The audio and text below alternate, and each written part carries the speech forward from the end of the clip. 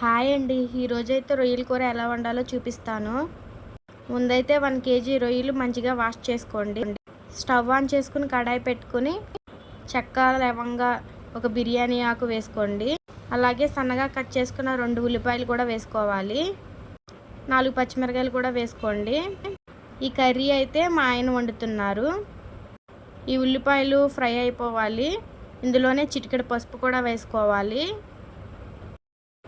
అలాగే 2 టేబుల్ స్పూన్లు అల్లం వెల్లుల్లి పేస్ట్, ఇప్పుడు కరివేపాకు కూడా వేసుకోండి. అల్లం వెల్లుల్లి పేస్ట్ పచ్చివాసన పోయేంత వరకు ఫ్రై అవనివ్వాలి.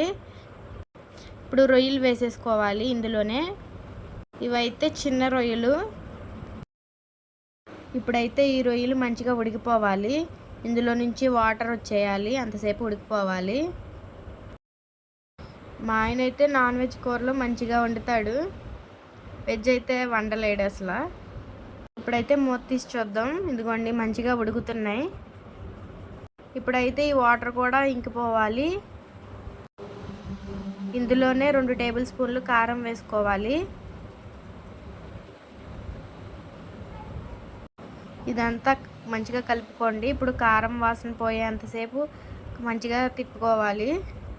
ఇప్పుడైతే మూత పెట్టేసుకుందాం. మూత తీసి చూస్తే కూర అనేది దగ్గరికి వచ్చేసింది. ఒకసారి గరిటతో తిప్పుకోండి.